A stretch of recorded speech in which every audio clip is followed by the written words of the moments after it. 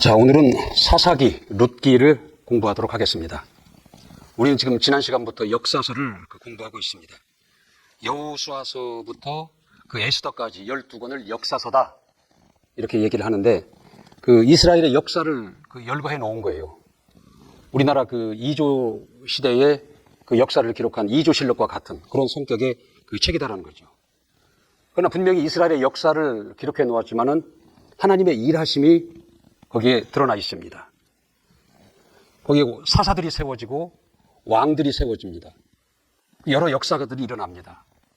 그러나 사사를 세우신 분도 하나님이시고 왕을 세우신 분도 하나님이시고 그 모든 역사의 주관자가 하나님이심을 흐르고 있다는 거죠. 그리고 복과 저주를 통해서 하나님의 현재성, 하나님의 살아계심을 증거하고 나타내는 이러한 시각으로 이 역사서를 보아야 된다는 거죠. 그래서 이 역사서를 시대별로 좀 구분해서 보면은 이 사사시대가 있습니다. 사사시대. 그 다음에 왕정시대. 사사시대, 왕정시대. 그 다음에 분열과 멸망시대. 포로시대. 그 다음에 포로에서 돌아오는 귀환시대. 이렇게 시대별로 분류해 볼 수가 있습니다. 이게 사사시대는 하나님이 왕입니다. 하나님이 왕이 되시고 이 사사라는 지도자를 하나님이 보내셔서 이스라엘을 인도하시고 이스라엘을 구원하시는 그 시대를 사사시대다 그렇게 얘기를 합니다. 근데 왕정시대라는 건 뭐냐면 이제는 이들이 사람의 왕을 요구하는 거예요. 이스라엘이. 하나님은 원치 아니하셨지만 원하니까 사람의 왕을 세웁니다. 하나님이 왕이 아니고 사람이 왕이 됩니다. 그래서 이 사람이 왕이 통치하는 시대, 왕정시대다 이렇게 얘기를 합니다. 그리고 분열시대. 이게 하나의 이스라엘이었는데 솔로몬의 아들 르호보암 때에 이 이스라엘이 남과 북으로 두 개로 분열이 됩니다. 쪼개집니다. 그럼 결국은 이 쪼개진 두 나라가 결국은 이방 나라에 의해서 멸망하게 된다는 거죠. 이게 분열과 멸망시대. 네, 포로시대. 이방 나라가 이들을 점령하고 식민지 정책을 어떻게 사용을 하냐면 이 이스라엘 사람들을 자기들의 나라로 데려가 버려요. 포로로 데려가요. 그래서 자기들의 나라 안에 섞여서 살게 해버린다는 거죠. 포로로 잡혀가서 사는 이방 민족 속에 들어가 사는 시대, 포로시대. 그리고 70년의 세월이 흐른 후에 하나님이 이들을 다시 고향으로 돌아와서 성전을 건축하고 그 성벽을 재건하는 그러한 역사를 하는 귀환시대. 이렇게 크게 이렇게 시대별로 나누어서 역사시대를 볼 수 있습니다. 그래서 오늘은 첫 번째로 사사시대에 관해서 공부를 하는 겁니다. 그러니까 이 시대별로 쭉 보면 결국 이스라엘의 역사가 맞거든요. 그게 맞는데 근데 이스라엘의 역사적인 사건이 중요한 것이 아니라 여기서 하나님의 일하심을 봐야 된다는 거죠. 하나님 되심을 나타내고 있어요. 하나님을 알게 한다라는 거죠. 왜 그러냐면 이들을 통해서 하나님의 아들이 오셔야 돼요. 하나님의 뜻이 이루어져야 한다라는 거죠. 그래서 하나님은 이들에게 계속 하나님을 알게 하시고 하나님 자신을 드러내시고 나타내신다라는 거죠. 이 역사를 통해서. 우리는 그러한 관점으로 이 시대별로 이 역사서를 볼 수 있어야 되겠습니다.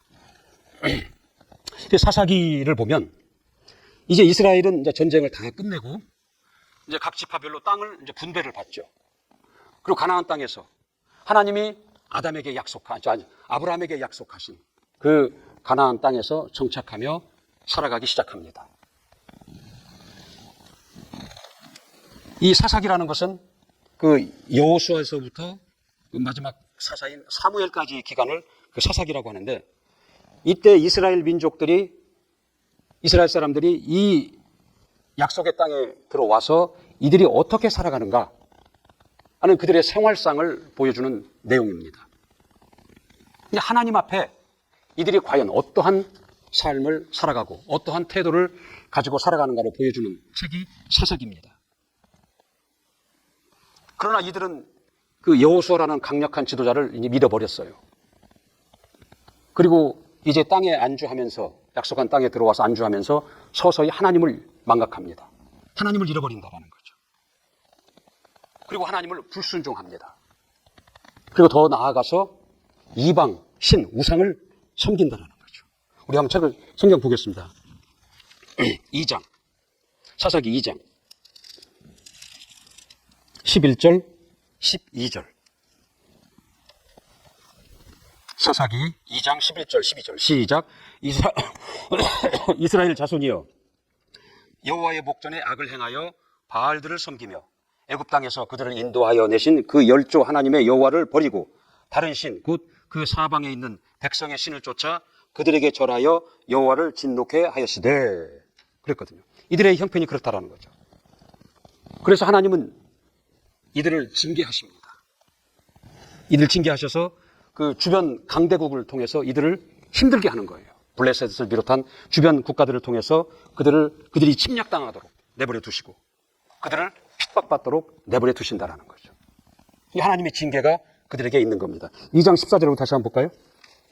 2장 14절 15절에 보면 시작. 여호와께서 이스라엘에게 진노하사 노략하는 자의 손에 붙여 그들로 노략을 당하게 하시며 또 사방 모든 대적의 손에 파심에 그들이 다시는 대적을 당치 못하였으며 그들이 어디를 가든지 여호와의 손이 그들에게 재앙을 내리심에 곧 여호와께서 말씀하신 것과 같고 여호와께서 그들에게 맹세하신 것과 같아서 그들의 괴로움이 심하였더라.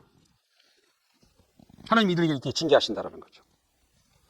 그러면 이들은 이럴 때마다 이제 하나님께 부르짖습니다. 회개하고 부르짖어요. 살려달라고. 그러면 하나님은 그들의 조상에게 그렇게 하셨던 것 같이 변함없이 그들에게 다시 애정을 나타내십니다. 자, 사사라는 지도자를 보내서 그들을 구원하시는 것이죠. 3장 8절 한번 보겠습니다. 3장 8절 9절 시작. 여호와께서 이스라엘에게 진노하시다 그들을 메소포타미아 왕 브라리사다임의 손에 파셨으므로 이스라엘 자손이 구산 리사다임을 8년을 섬겼더니 이스라엘 자손이 여호와께 부르짖음에 여호와께서 그들을 위하여 한 구원자를 세워 구원하게 하시니 그를 곧 갈렙의 아우 그나스의 아들 온니엘이라. 사사 온니엘을 보내서 이들을 이제 구원하신 그 얘기입니다. 2장 16절에도 똑같은 내용이 나와요. 2장 16절에 보면 여호와께서 사사를 세우사 노략하는 자의 손에서 그들을 건져내게 하셨으나 그랬거든요.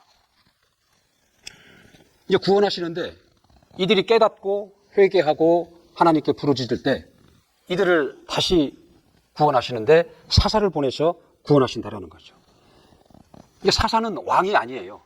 하나님이 이스라엘을 위해서 보내신 통치자 혹은 재판관, 그들을 인도할 인도자, 구원자, 이게 사사라는 것이죠. 이게 당시까지만 해도 하나님이 왕이셨어요. 이스라엘의 왕이셨다라는 거죠.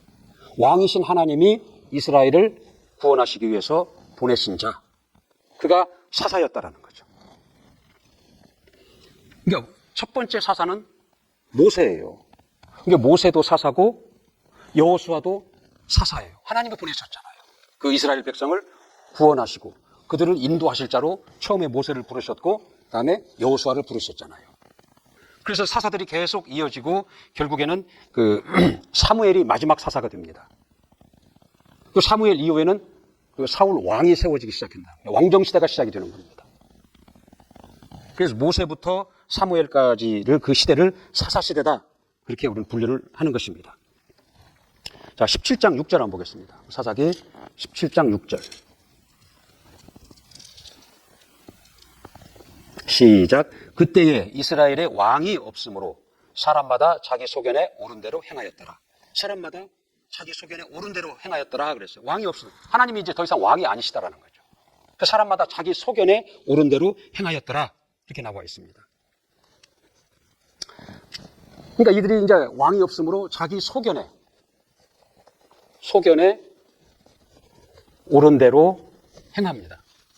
그럼 자기 소견에 옳은 대로 행하니까 어떻게 해요? 결국은 이들은 불순종하고 하나님을 떠난다라는 거죠. 그럼 하나님으로부터 징계가 임합니다. 그럼 이들이 이제 힘들으니까 하나님께 살려달라고 이제 회개하고 구원을 요청한다는 거죠. 그럼 하나님은 이들에게 사사를 보냈어요. 사사를 보내셔서 이들을 구원하신다는 거죠. 이 사사기의 내용은 이 패턴이 계속 반복되는 이야기예요. 자기 소견에 오른 대로 자기 원하는 대로 살아갑니다. 하나님을 떠납니다. 그 결과로 하나님은 그들을 깨닫게 하기 위해서 징계를 내리시는 거예요. 이들이 힘이 들으니까 다시 회개하고 하나님께 구원을 요청합니다. 그럼 하나님은 사사를 보내셔서 그들을 구원하신다라는 내용이 이 사사기의 그 내용이고, 이런 내용이 6번이 계속 반복해서 나옵니다. 12명의 사사 이야기가 나오는데 6번의 이런 이 패턴, 이런 순환의 그 이야기가 나온다라는 것이죠.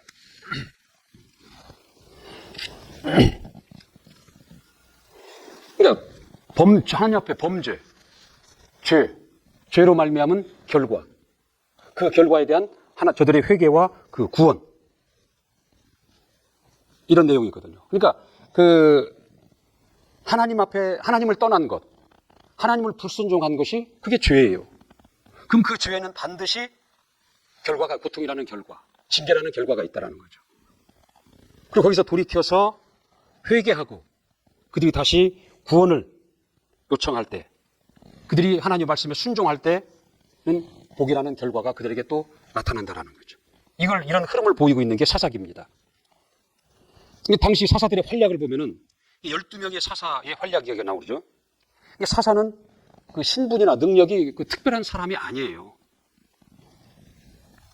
그렇다고 성품이 뭐 훌륭해서 사사가 되는 것도 아니었거든요. 드보라라는 사사는 여자였어요. 여자였지만 이스라엘을 구하는 사사가 된 것이고, 입다라는 사사는 기생의 아들이거든요. 이게 신분이 상관이 없어요. 이게 삼손이라는 사사는 그 여자의 유혹을 이기지 못하는, 성품적으로 그렇게 강직하지 못하는 그런 자가 사사가 됐다라는 거죠. 이게 사사라는 것이 특별하지도 않았고, 무슨 신분이 처음부터 뛰어난 것도 아니었고, 무슨 능력이 있고 성품이 하나님 보시기에 합당하거나 그렇지도 않았다라는 거죠. 그러나 하나님은 그때 사사를 택하셔서 보내셔서 이스라엘을 구원하셨거든요.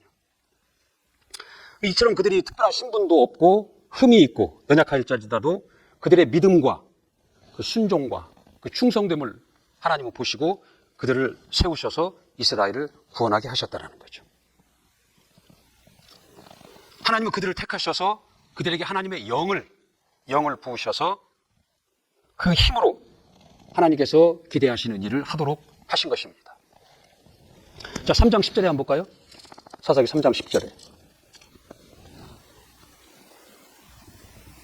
시작. 여호와의 신이 그에게 임하셨으므로 그가 이스라엘 사사가 되어 나가서 싸울 때에, 그랬거든요. 여호와의 신이 그에게 임하셨으므로 그가 이스라엘의 사사가 되었다, 이렇게 얘기합니다. 11장 29절 한번 봅시다.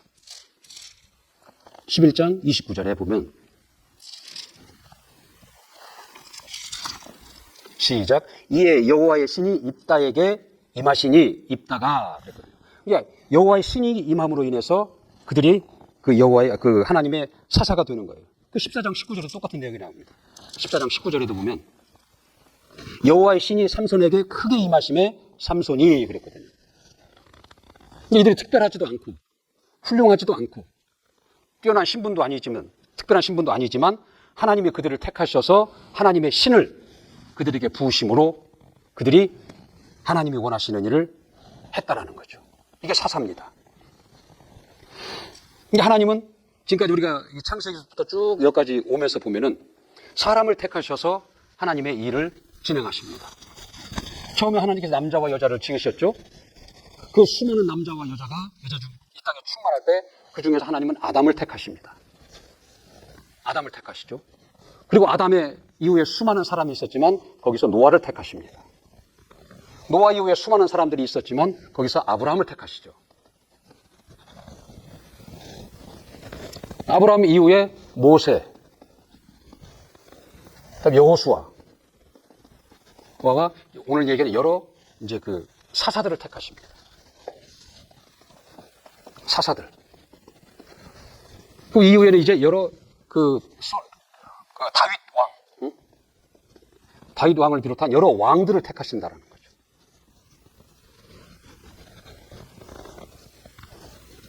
그 다음에 결국은 그 여러 여자들이 있지만 그 중에서 마리아를 택하시잖아요.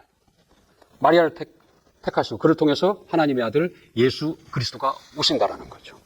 이 하나님의 뜻을 이루어가는 그 과정을 보면은 하나님은 사람을 택하시는 거예요. 하나님 앞에 믿음 있고 순종하고 충성된 자를 택하셔서 하나님의 일을 계속 진행하시는 겁니다. 그 하나님의 그 뜻을 이루어가시고 있다는 거죠. 하나님은 모든 자들을 다 사랑하세요. 사랑하시나 믿음이 있고 순종이 있고 충성된 자를 하나님은 쓰신다는 거죠. 능력과 지혜는 하나님께 속한 거예요. 그러니까 사람에게 요구하시는 것은 충성을 요구한다는 거죠. 충성된 자에게 하나님의 능력과 지혜를 주셔서 오늘 그 표현에 보면 하나님의 영이 그에게 임하심으로 이렇게 표현했잖아요. 그 일을 감당케 하신다는 거죠. 그래서 이 성경 구절에 보면은 시편 101편 6절에 보면은 내 눈이 이 땅에 충성된 자를 살펴 나와 함께 거하게 하리니, 이 땅에 수많은 자들 중에서 충성된 자를 살펴 나와 함께 거하게 하리니 그럽니다. 민수기 12장 6절 7절에도 보면은 그는 모세를 향해서 그는 나의 온 집에 충성됨이라 그럽니다. 그의 충성됨을 보고 모세를 택하신 겁니다. 그 신약에 와서 보면 디모데전서 1장 12절에 보면 나를, 이게 바울의 고백입니다. 나를 충성되이 여겨 내게 직분을 맡기셨음이니 그랬거든요. 충성됨이다라는 거죠. 그 영국에 가면은 그 워커 그 미술관이 있다라고 그래요. 거기에 보면은 그 콘트러라는 사람이 그린 충성이라는 그림이 있다고 그럽니다. 충성. 로마 폼베이오라는 도시가 화산 폭발로 인해서 하루아침에 그냥 덮여버립니다. 그래서 거기를 다시 이제 나중에 발견이 돼가지고 거기를 발굴을 하는데 그 발굴 당시의 그 현 상황, 그 실감나는 그 상황을 그대로 그림으로 옮긴 것이라고 그래요. 그러니까 당시를 상상해보면 화산이 폭발하고 화산재가 막 내려오고 돌덩이가 날아다니고 불이 막 떨어질 거라는 거죠. 그러니까 사람들을 살기 위해서 이리 뛰고 저리 뛰고 뭐 아우성이겠죠. 그러나 이 그림에 나타난, 충성이라는 그림에 나타난 그 그림을 보면 그 문지기가 있는데 창을 들고 그 자리에 서서 죽었다라는 거죠. 이게 다른 사람들은 살기 위해서 우왕좌왕 이리 뛰고 저리 뛰고 하는데 그 문지기는 그것에 아랑곳하지 않고 창을 잡고 서서 그 자리에서 그대로 죽음을 맞이했다라는 거죠. 이게 충성됨인 것이거든요. 이게 상황이 좋고 모든 것이 좋을 때는 다 충성된 것 같아요. 그러나 그런 어려움이 왔을 때 충성된 자와 그렇지 못한 자가 이제 구별이 되는 것입니다. 이 사람들과 관계에서도 관계가 좋을 때는 서로 다 충성하는 것 같아요. 그러나 상황이 어려워지고 자기에게 해가 올 때는 그 충성됨을 버리는 것이 보통 사람들이라는 거죠. 상황에 따라 변하지 않는 것이 그게 충성입니다. 내 현실 앞에 현실이 좋든 아든 고난이든 그것에 변하지 않고 변함이 없는 것, 그것이 충성이라는 것이죠. 근데 우리가 인간적으로도 그 충성된 자를 보면은 같이 일하고 싶은 거예요. 그 기회만 되면 그 사람을 좀 돕고 싶은 생각이, 더 많은 보상을 해주고 싶은 생각이 듭니다. 근데 하나님은 하나님 앞에 충성된 자를 택하여 쓰신다라는 거죠. 그리고 그들에게 지혜와 능력과를 주셔서 그 일을 감당케 하신다라는 거죠. 자, 그 다음에 이제 기드온이라는 사사를 한번 볼까요? 기드온. 이 기드온은 300명의 군사로 13만 5천 명을 적군을 물리친 사사입니다. 그러니까 여호와의 사자가 그에게 나타나서 하나님이 너와 함께 하시니 이제 네가 이스라엘을 구해라. 그렇게 얘기를 합니다. 6장, 우리 12절 한번 볼까요? 6장 12절. 시작. 여호와의 사자가 기드온에게 나타나 이르되 큰 용사여 여호와께서 너와 함께 계시도다. 13절. 기드온이 그에게 대답하되 나의 주여 여호와께서 우리와 함께 계시면 어찌하여 이 모든 일이 우리에게 미쳤나이까. 또 우리 열조가 일찍 우리에게 이르기를 여호와께서 우리를 애굽에서 나오게 하신 것이 아니냐 한 그 모든 이적이 어디 있나이까. 이제 여호와께서 우리를 버리사 미디안의 손에 붙이셨나이다. 14절에 보면 여호와께서 그를 돌아보사 가라사대 너는 내 힘을 의지하고 가서 이스라엘을 미디안의 손에서 구원하라. 내가 너를 보낸 것이 아니냐. 그러거든요. 17절에 보면 기드온이 그에게 대답하되 내가 주께서 은혜를 얻어 싸우면 나와 말씀하시니가 주 되시는 표징을 내게 보이소서. 이제 그러거든요. 하나님이 이제 이 기드온을 세우시고 이스라엘을 구원하시고자 하셔서 이제 내가 너와 함께하니 나가서 이스라엘을 구해라 그런 거예요. 그러니까 이제 기드온이 고백하는 겁니다. 나는 미약한 존재입니다. 내가 어떻게 그 일을 감당할 수 있겠습니까? 정말 하나님이 내게 그걸 원하시면 그 나에게 말씀하시는 분이 하나님이시면 내게 표징을 보여달라고 그러죠. 그러니까 이제 징표를 얻고자 하나님 앞에 제사를 드리죠. 이 제사를 드리니까 지팡이 그 끝이 그 재물에 닿으니까 바위에서 불이 나와서 그 재물을 다 불살라 버립니다. 이에 기드온은 하나님이 나와 함께 하시는 것이 맞구나. 이제 힘을 얻어가지고 그 자기 아버지가 섬기는 그 바알의 단과 아세라 상을 부숴버립니다. 그리고 또 한 번의 표징을 요청합니다. 나를 부르시고 나에게 말씀하시는 분이 하나님이시면 표징을 보여달라고 그러는 거예요. 내가 양털을 바닥에 내놓을 테니까 아침에 일어나서 하나님이 나와 함께 하시면 그 양털만에만 이슬이 내리도록 해주세요. 그러거든요. 다음날 일어나서 보니까 양털에 이슬이 소복이 내려서 짜니까 물이 나오는 거예요. 또 한 번의 표징을 요구합니다. 반대로 하나님이 나와 함께 하시는 것이 맞다면 양털은 마르게 하시고 그 주변에만 이슬이 내리게 하옵소서 그러거든요. 그러니까 다음날 일어나니까 역시 기드온이 기도한 대로 그대로 이루어지는 거예요. 이에 기드온은 그 용기와 담력을 얻어서 나아가서 전쟁을 하는 거죠. 그래서 강대국 미디안을 이기고 이스라엘을 구원하다는 거죠. 이 기드온 사사의 이야기입니다. 그다음에 삼손 사사라는 사사 얘기가 나오죠. 이게 삼손은 이게 다른 사사들과 달리 그 나시린 출신이에요. 그 지난 시간에 나시린에 관해서 말씀을 드렸죠. 이게 나시린은 그 구별된 자라는 거예요. 하나님 앞에 헌신된 자라는 거죠. 계약된 자라는 겁니다. 우리가 이 밭에 배추를 심을 때 이제 그걸 사는 사람이 있습니다. 처음부터 이 밭에 배추를 심으면 내가 얼마에 이것을 사겠습니다. 계약 재배를 하는 거죠. 이와 같은 게 나시린들이에요. 하나님 앞에 헌신되고 하나님 앞에 약속된 자, 서원된 자, 이게 나시린들이거든요. 이 나시린들은 하나님이 그 민수기에 보면은 독주를 마시지 마라, 부정한 것을 먹지 마라, 시체에 손을 대지 마라, 머리에 삭도를 대지 마라, 이 나시린에 대한 규정이 있다라는 거죠. 그것을 지키는 자들이에요. 이제 나시린으로서 헌신이 되고 약속이 되면 그 나시린의 규정을 쫓아 사는 자들이 그게 나시린이다라는 거죠. 13장 5절 볼까요?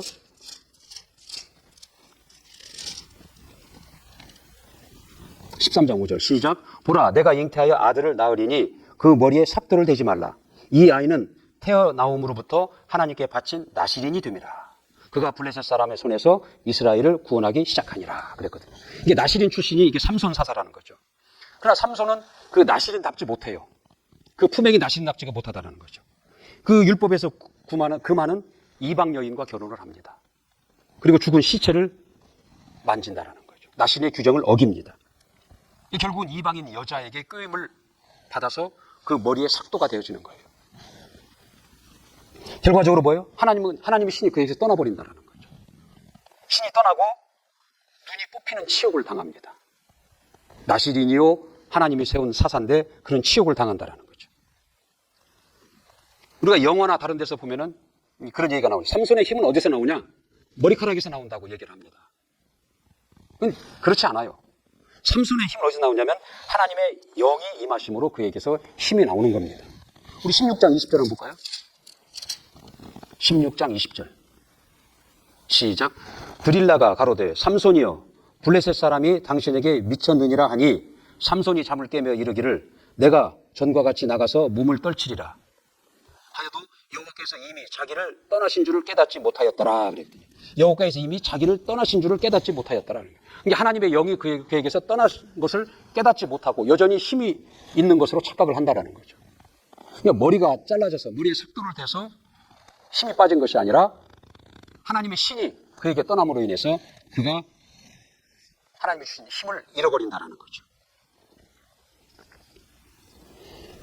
그러니까 이런 치욕을 당하고 그는 어떻게 결국 자신의 연약함을 회개하고 하나님께 마지막 기회를 달라고 이제 다시 기도를 하죠.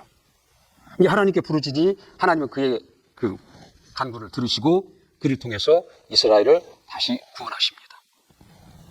이 삼손이라는 사사의 이야기입니다. 근데 우리는 이 사사기를 통해서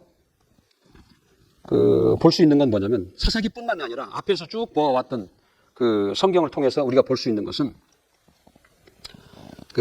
그들은 하나님의 말씀이 중심이 되어야 된다는 거죠. 곧 하나님이 중심이 되어야 된다는 거죠.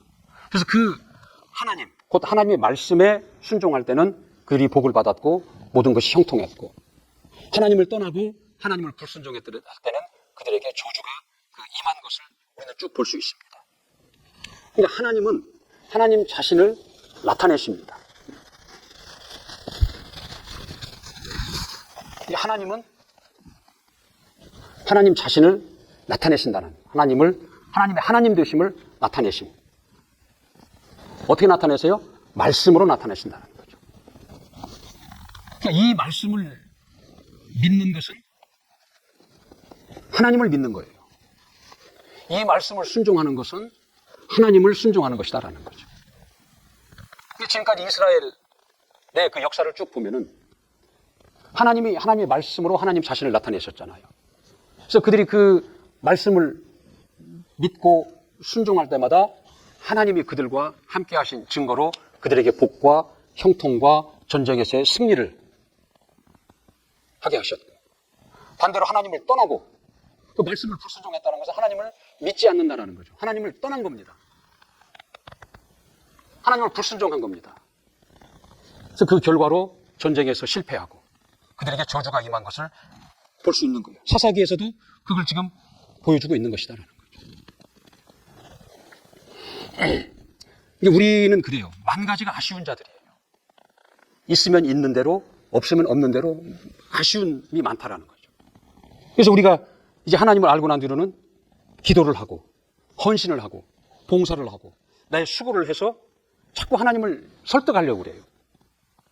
그래서 하나님을 하여금 나의 그 아쉬운 것을 채우도록 그렇게 접근한다는 거죠. 이게 종교적인 접근입니다. 내 수고와 내 기도와 내 헌신을 통해서 내가 섬기는 신을 설득하고 그 신으로 감동케 해서 나를 돕도록 하는 것. 내가 원하는 것을 채우도록 하는 것. 이게 종교적인 접근이거든요. 우리가 밖에서 교회 안에 들어와서 하나님 안에서도 이 습관을 버리지 못하고 있다는 거죠. 내 형편이 힘들고 어려우면 어려울수록 더 적극적으로 섬기려고 하고 적극적으로 기도하려고 하고 적극적으로 헌신하려고 한다는 거죠. 이것이 하나님의 말씀을 믿고 순종하는 것이면 아주 좋은 것이죠. 그러나 그 종교적인 습성을 쫓아서 그렇게 하는 것이라면 이는 종교 행위입니다. 행위 보상적인 종교 행위라는 것이죠. 하나님은 이걸 극도로 싫어하십니다. 그래서 하나님은 마태복음 6장에 보면은 너희는 먼저 그의 나라와 그 의를 구하라 이렇게 말씀하십니다. 그의 나라와 그 의를 구하라는 것은 하나님을 구하라는 것입니다. 하나님의 원하심, 하나님의 뜻하심, 곧 하나님의 말씀을 구하라는 것이에요. 그 나라와 그 의를 구하고 그렇게 살아가는 자들에게 이 모든 것을 더하시리라 그렇게 하나님 말씀하고 있습니다. 우리는 각자의 그 소견이 있습니다. 그리고 하나님의 말씀이 있고 하나님의 뜻이 있다는 거죠. 이 안에서 이 두 사이에서 갈등을 하죠. 충돌을 일으킵니다. 그럴 때 우리는 내 소견에 옳은 대로 행합니다. 근데 여기서 돌이키라는 것이죠. 하나님의 말씀을 쫓으라는 거예요. 그의 나라와 그 의를 구하라. 하나님을 구하라. 하나님의 뜻과 하나님의 말씀을 구하라. 그리고 이를 따르고 이를 순종하라. 그리하면 이 모든 것을 너희에게 더하시리라. 이게 하나님의 방법입니다. 그래서 우리는 우리 소견에 옳은 대로 행할 것이 아니라 하나님의 말씀, 하나님의 뜻을 구하고 곧 하나님을 구합니다. 그리고 이를 따르고 이를 순종하는 것이 그게 방법이다라는 거죠. 하나님이 우리에게 계시하신 방법이다라는 거죠. 자, 다음에 오늘 이제 룻기를 같이 공부해야 되죠. 룻기. 이 사사시대에 있었던 일이에요. 사사시대에 있었던 그 이방 여인인 룻에 관한 이야기가 이 룻기에 관한 내용입니다. 이스라엘 땅 베들레헴에 흉년이 들어요. 나옴이라는 여자가 이제 그 남편 그 엘리멜렉과 함께 살기 위해서 떠납니다. 이방 나라로 떠나간다라는 거죠. 모압이라는 이방 지역으로 이제 떠나는 겁니다. 그래서 부부와 두 아들들이 이제 거기를 떠나는 거예요. 그래서 그 모압이라는 이방 땅에 들어가서 두 아들을 장가 보내고 잠깐 동안 행복한 것을 맛보는데 그것도 잠시고 결국은 남편이 죽고 두 아들이 죽어버립니다. 거기서. 그래서 이 나오미하고 그 청상 과부가 된 두 며느리만 남는 거예요. 근데 청상 과부라는 뭐냐면 그 젊었을 때 과부가 된 자를 청상 과부라 그렇게 얘기를 합니다. 이게 세 여자만 남은 거예요. 이게 너무나 한심하다라는 거죠. 그러니까 이 나오미라는 이 시어머니는 이제 두 며느리를 불러놓고 나는 다시 고향으로 돌아가겠다. 이스라엘, 우리 땅으로 다시 돌아가겠다. 이제 너희들은 너희 갈 길을 이제 가라. 그렇게 얘기를 합니다. 그래서 그 두 며느리 중에 그 한 며느리, 오르바라는 며느리는 그 시어머니가 말한 대로 자기 길을 떠나갑니다. 그러나 오늘의 주인공인 룻은 그렇지 않습니다. 시어머니를 따라갈 것을 얘기합니다. 그 1장 16절에 보면은 그 룻의 고백이 나옵니다. 1장 16절. 룻기 1장 16절.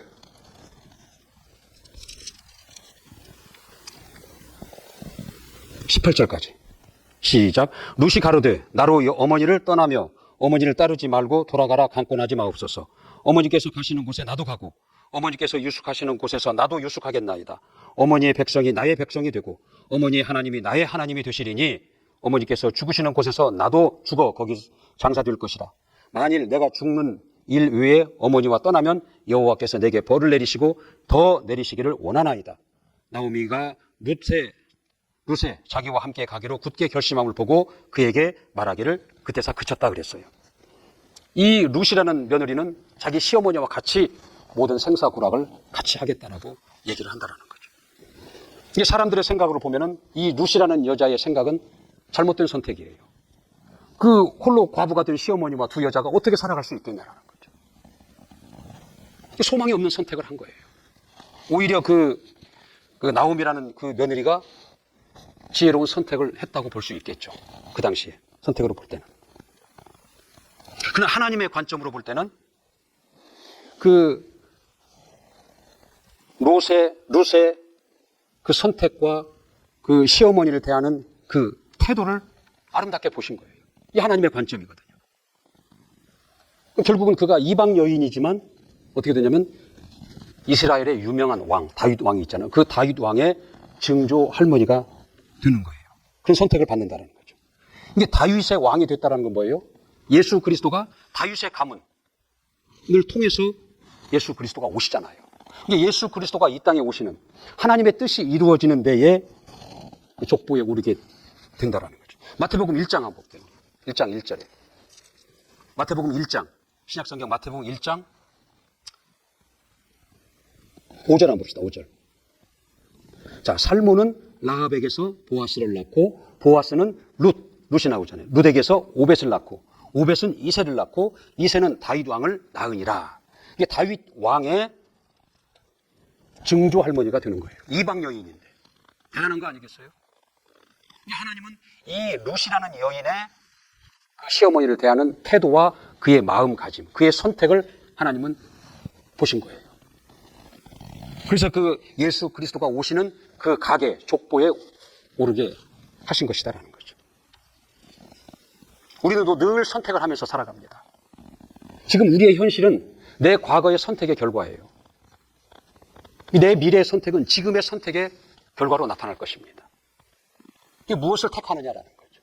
지금 현재 내가 무엇을 선택하고 어떠한 태도를 가지고 살아가며 어디에 속해서 살아가느냐가 내 앞을 결정한다라는 거죠. 우리는 룻기를 통해서 우리는 그것을 볼 수가 있는 거예요. 여기 이제 보아스라는 룻의 그 재혼한 남편 이야기가 나오잖아요.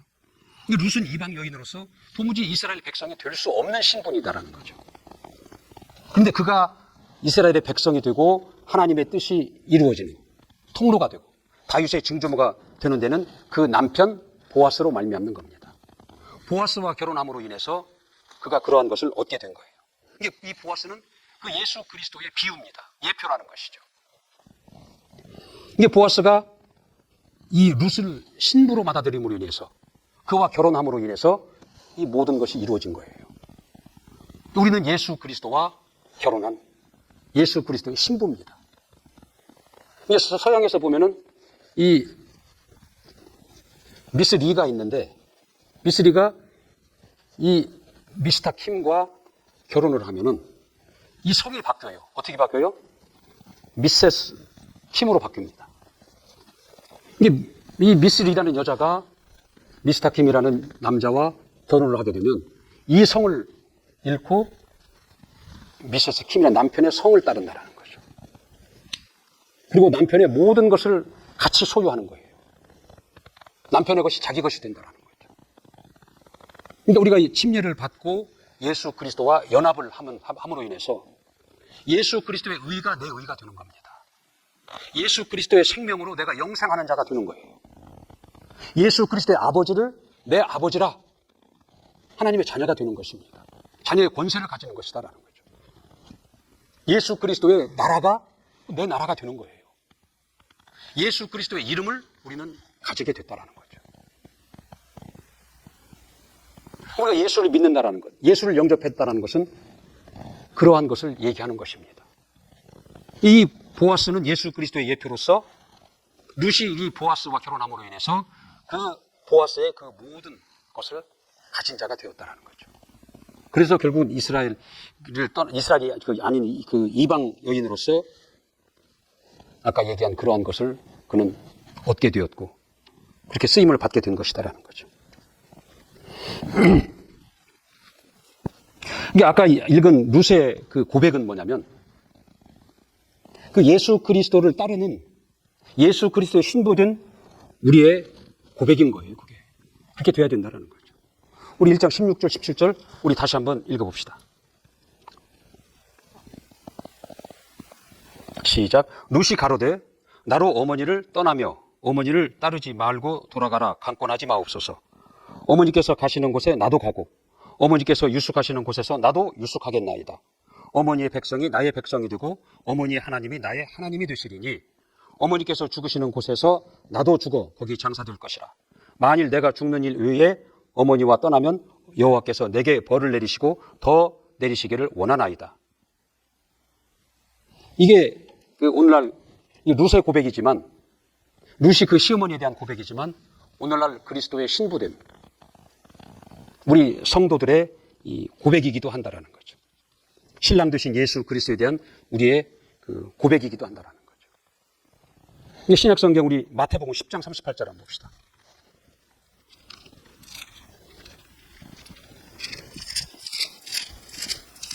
마태복음 10장 38절. 시작. 또 자기 십자가를 지고 나를 쫓지 않는 자도 내게 합당치 아니하니라 그랬거든요. 그러니까 자기 십자가를 지고 우리의 신부 되신 예수 그리스도를 따르라는 것입니다. 이 룻기가 우리에게 주는 그 메시지는 뭐냐면 이게 그 당시에 사사들이 통치하던 그 시대에 그 이스라엘이 하나님을 떠났어요.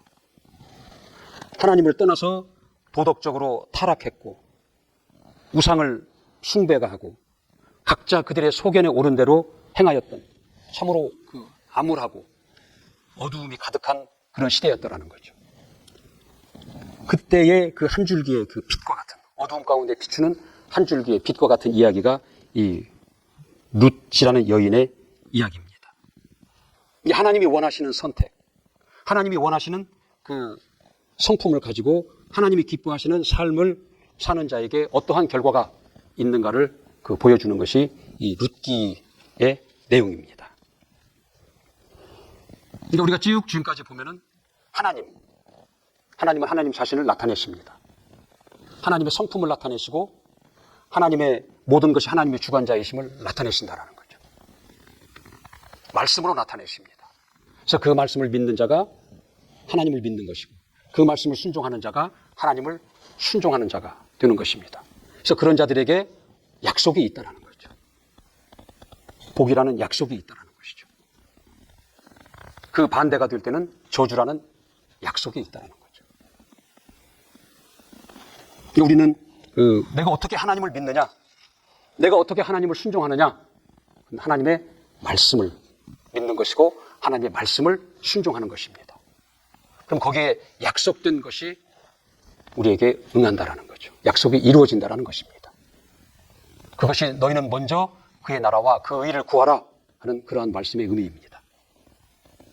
자, 사사기와 룻기 오늘 여기까지 마치도록 하겠습니다.